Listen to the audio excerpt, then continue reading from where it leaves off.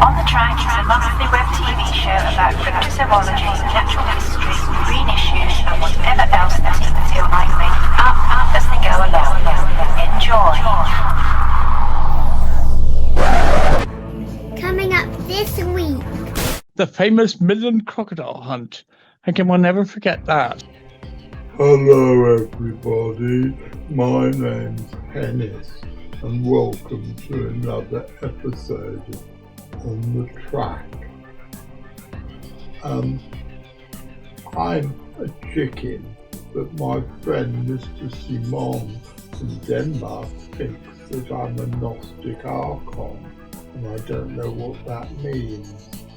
But you can't argue with anybody from Denmark because they've got mermaids and they make my favourite biscuits. So maybe I should be a Gnostic Archon, whatever that means. Hennis is Braxus? Does this mean Santana will make an album about him? He's a black magic chicken. He's a black magic chicken. He's a black magic chicken who likes to wave his waffles about. He's a black magic chicken who really knows he's going to make doubt. Can I have a biscuit? Of course you can. Tell me what's in today's episode, Mr. John. Well, Hennis, in this week's episode, we meet our old friend Nigel Wright, and together we remember the time when the CFZ went up to Staffordshire in search of a crocodile.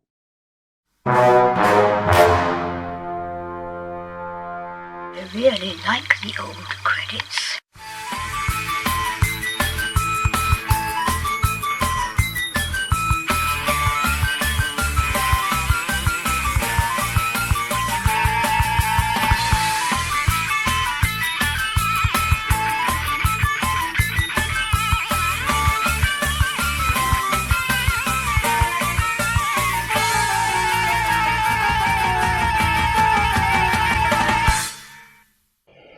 Well, good afternoon, ladies and gentlemen. My name's John Downs. I'm the director of the organisation called the Centre for Fortean Zoology, which is, as far as we're aware, the longest standing, the largest, and we like to think the best general mystery animal research group in the English-speaking world. And welcome to another episode of... Hang on, what's that? It looks like we've been transported to a leafy corner of the home counties, where a mother and a daughter orang pendek are exchanging loving pleasantries. Helga, my dear, what has been going on at St. Wettypants School? Emir, we have had a visit from the Gutter Sovereign. Oh, and what wisdom did the Gutter Sovereign impart upon you and your fellow pupils? He taught us the joys of squalor and depravity. There's very little I can say to that. Well, as I said, my name's John Downs. I'm the director of the Centre for Fortean Zoology, and welcome to another episode of On the Track.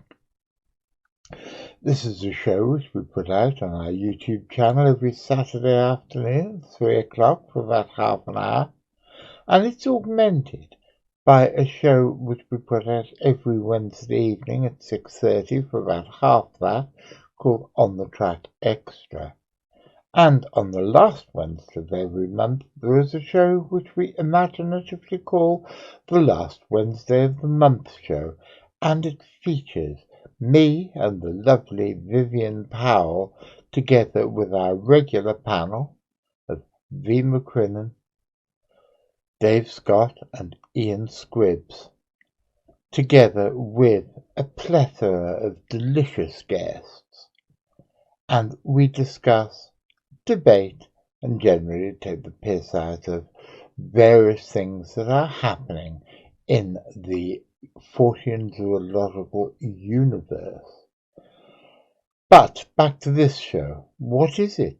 Well, it's a mixture, a melange, a muddle. It is, I'm sure there's other things beginning with M. Lauren, what begins with M? Moon, of course. Thanks, honey, I can work with that. Yes, Miss Lauren is completely correct. We are a moon of a show. Why? Because every month we arise afresh and renewed and make people like me feel all weird in the head. And we're made of green cheese, and Americans tell lies about having landed on us. Yes, that is exactly what we are. We're a moon of a show. And we are a moon of a show about hard science, weird shit, and surreality. What surreality, you may ask?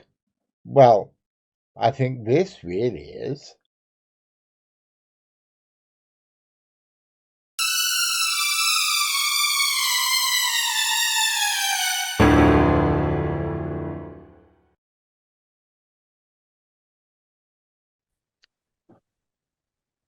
Nigel, old friend, it's lovely to see you, man. You're actually looking much better than I thought you were going to.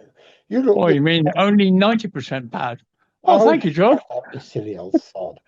It's lovely to see you too, my No, friend. but you're looking rosy-cheeked and cheerful, and Well, I don't know how you can see my rosy cheeks, but I suppose you can. Yeah, well, thank you. That's very kind. You're looking not bad yourself, my friend. You put a picture of yourself up on Facebook, and you look like, whoa. No, you look like that painting, The Scream, but you're looking great at the moment. I don't know whether to be amused or insulted or find that. No, I find that funny. Well, yeah, I suppose I do look a bit like Boris Karloff's worst half brother, but no, it's. I just don't take a good photo. I'm not photogenic at all. Never have been. I But mostly did that to make your wife laugh, because I think she's probably left. she is laughing in the background now, but she's being a very good girl. No recording. She's keeping very quiet. I think I ought to have Sue on the program instead. Do you think so? Now that made a giggle. I heard the giggle then. Even though you've got noise suppression on your phone, I can hear it. If I come on the phone. Yeah, you would get banned. Actually, we'd all be banned for life. Yeah. Do you remember when we went hunting crocodiles in the West Midlands? Oh yes, the famous Midland crocodile hunt. How can one never forget that? That was an interesting evening. We went hunting crocodiles, and then we saw UFOs instead, which was rather an interesting combination. We never did find the crocodile. Yeah, but the whole thing, from memory, it all started back in 2003. Is it that long ago? God, yeah. I know what car I had because we used my car because we were going to put a crocodile on it, which is rather an unusual thing. My wife said, "Why are you taking the car up? Is there a lot of you going?" I said, "No, I said, Richard, that's Richard, our zoologist, is going to put a gaffer tape of crocodile, and we're going to put it in the back of the car." I said, "What?" And I said, "Yeah." So if you hear about some poor old cryptozoologist being eaten on the main road, you know what's happened. You know, I had visions of us all ending up in a blooded heap of cryptos in the side of a road somewhere. That was interesting, wasn't it? Well, the weird thing, I think it was you who first told me about it. There was a thing on the BBC News.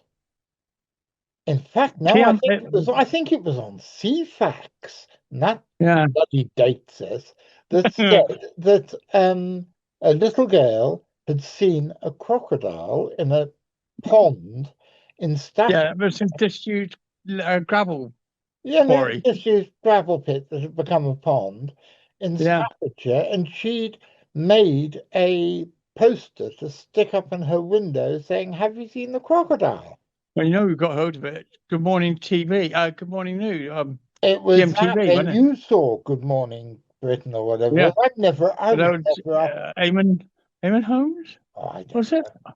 I know I they was bought all never their up gear early down when we enough in got the there, didn't morning they? to see that. They got there and they found they had a inflatable crocodile and they were filming the kids swimming in this lake, which I thought was rather careless of them because if there had been a croc on the loose, then we'd have had free breakfast live on national TV, which would have been interesting. But yeah, it was a bizarre sort of circus, really, wasn't it? It was a mixture of humor, fear. Some people were scared of it. People who wouldn't let their kids anywhere near it because the kids were used to swimming in it. Other people who were mildly interested. People who were scoffing, and it was just an publicity seekers who just wanted to be on the telly. But it was a strange sort of event altogether. I've never seen anything quite like that.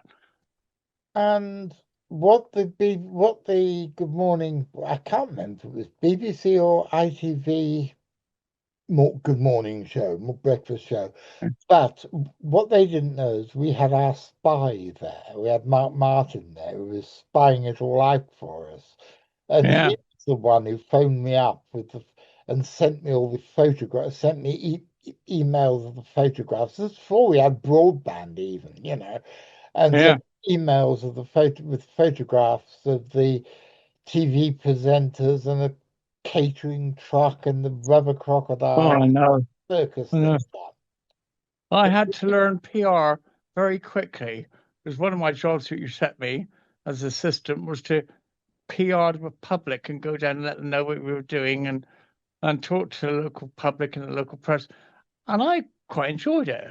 I You suddenly did found a myself. brilliant job because we Oh, didn't have permission to be there. We yeah, didn't have permission to go on their lake. We didn't no, have insurance to go on their lake. And basically, we were just making it up as we go along. yeah, yeah. And there was a But it bunch of worked. weirdos.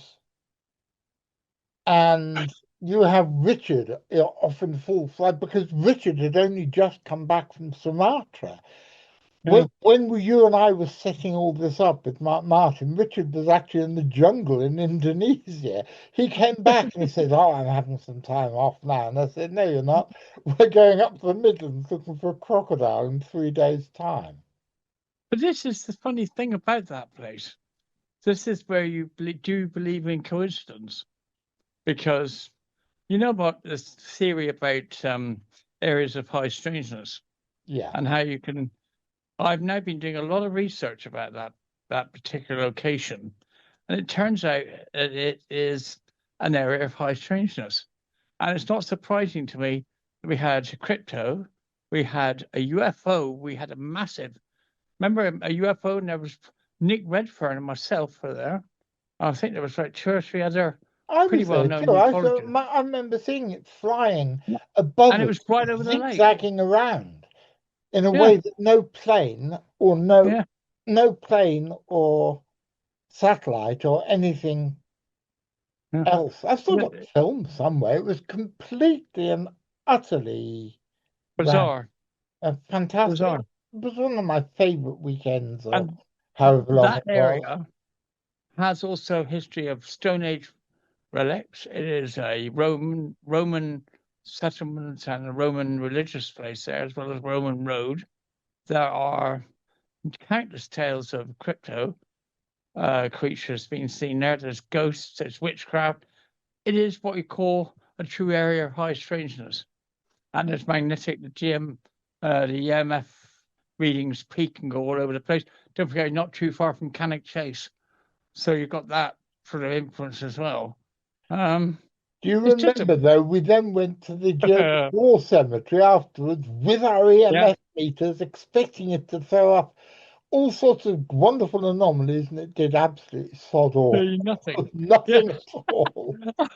Mind you, I find that German place is psychologically freaky because you're obviously a place of respect and you respect the fact that the German war dead are buried there, but it's surrounded by thick forest, isn't it? There's thick undergrowth all the way around, and it's sort of that there's been sightings of cats and Lord knows what are Bigfoot creatures, and you're sort of half expecting something to welcome you almost out of the forest. And the mind can play real tricks with you because you're sort of treading on, holy ground, and you're also sort of expecting to see something from the other dimension suddenly pop out. But it's a fascinating area, and it was a fantastic expedition. I thoroughly enjoyed it. I didn't enjoy the stomach ache, but I enjoyed the expedition.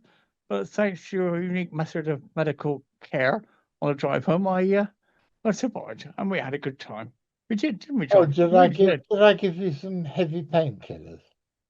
No, you bought me a bottle of some sort of anti stomach ache medicine from the chemist and said, I said, well, how much will it take? Thinking it's gonna be a spoon or something. He said, oh, just swig it when you feel ill.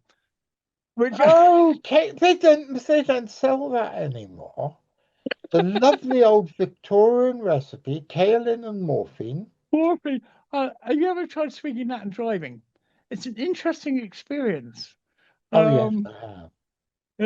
yeah, it's an interesting experience, but it did the trick.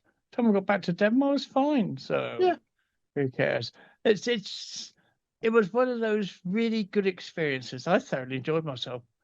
I even enjoyed expecting to see a croc coming out of of these tall reed things, isn't it? Tall reed beds there. I thought, a croc comes coming out at me. What am I going to do? Am I going to freak? Am I going to freeze? Or I'm going to be a scientist and not a scientist, a researcher and journalist, and just take photographs and be interested. I thought, no, I'm just going to scream and run like blooming hell. I think the best thing that you achieved that weekend was there was that story with that little girl. I think she'd appeared on the breakfast television holding up the picture of the crocodile. Yeah. True. But we didn't know her name or her address, and somehow you found her. Oh, God, I'd forgotten all about that. Yeah, I think it was one of the neighbors told me when I was trying to do my PR bit. He said, oh, you want to speak to this family? And they gave me a phone number. So I think we got them on the phone or something. And they brought the girl along with a photograph, with this drawing. I remember that. You God, realize that girl, she was about 10, maybe yeah. 9, 10. Yeah.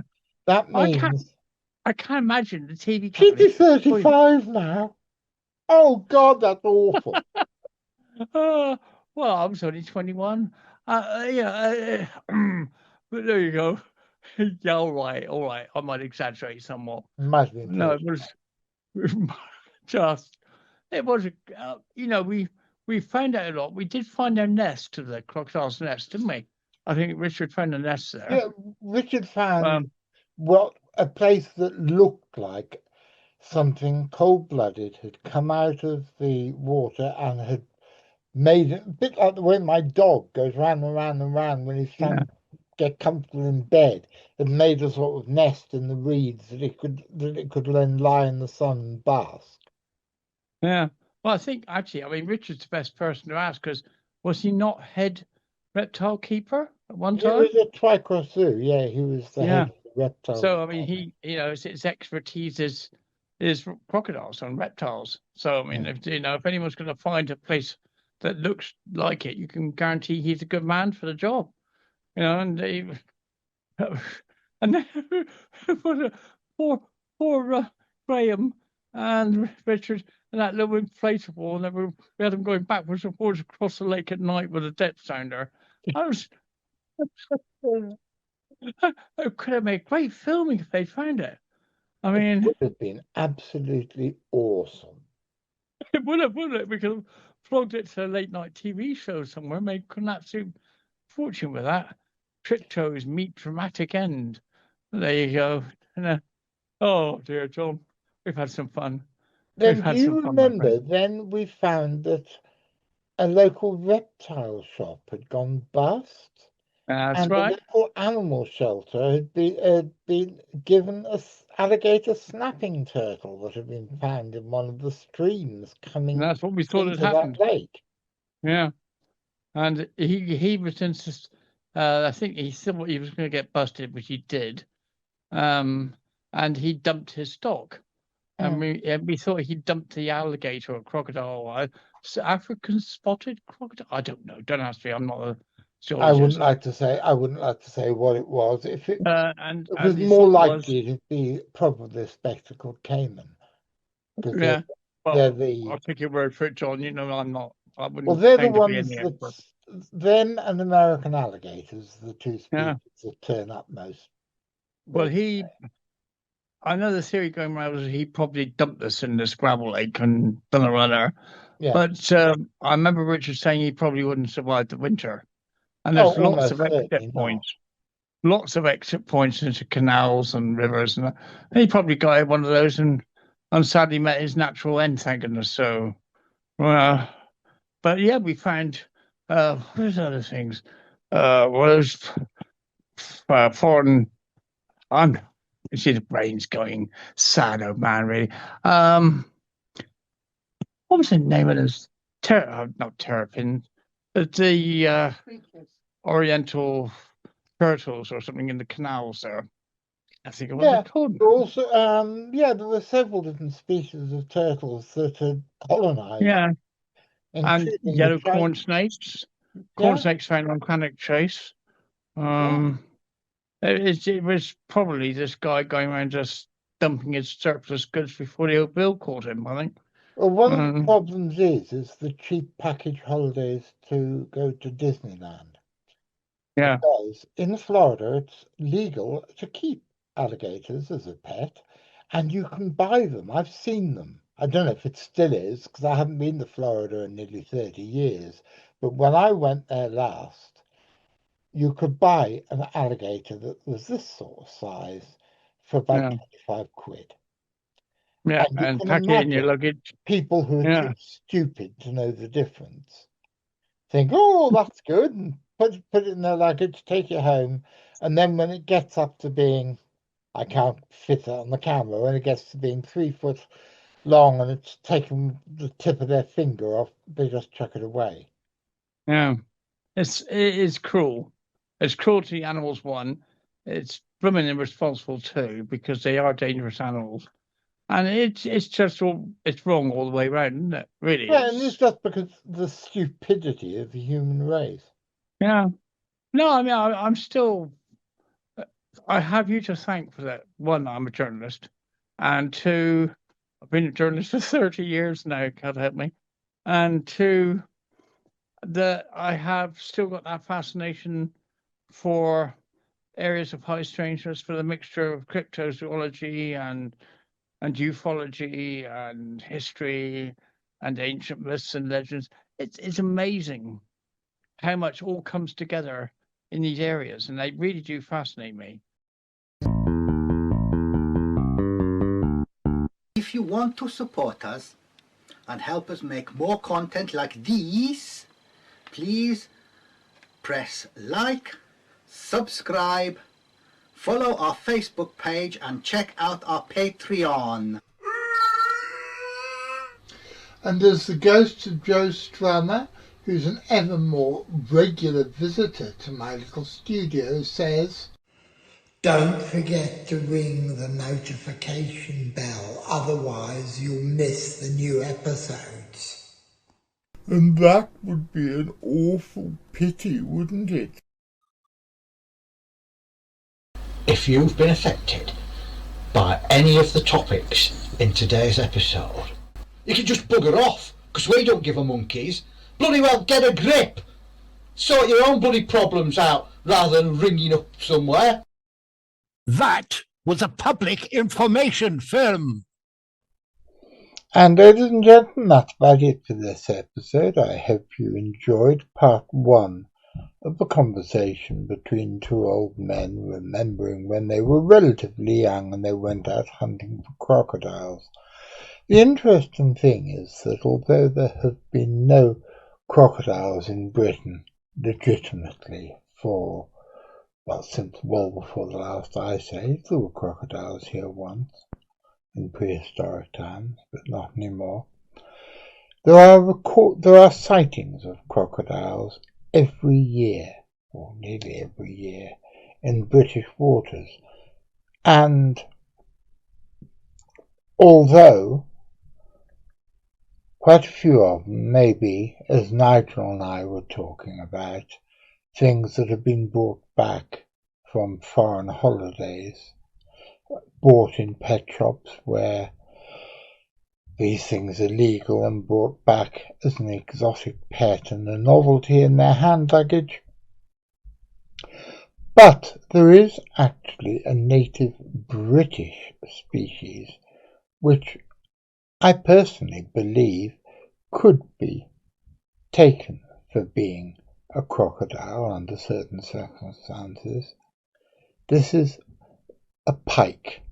It is probably our largest and certainly our most ferocious freshwater fish, and as you can see, it has an armoured back and head and a long pointed face and snout, which I think under certain circumstances could be taken for being a crocodile and could be the explanation behind the plethora of crocodile and alligator reports which happen in British waterways nearly every summer. What do you think? Let me know in the comments below.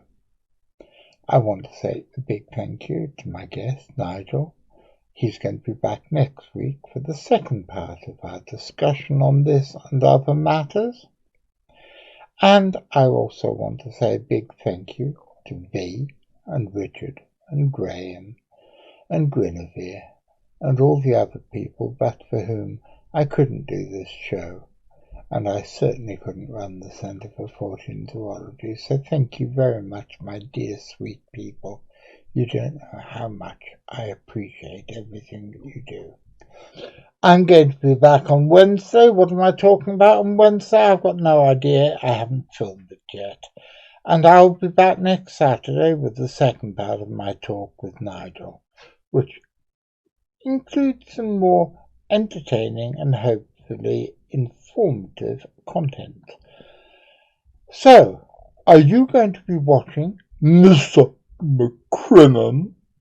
Are you going to be watching the show like you're supposed to be watching the show every Saturday, Mr. McCrinnan?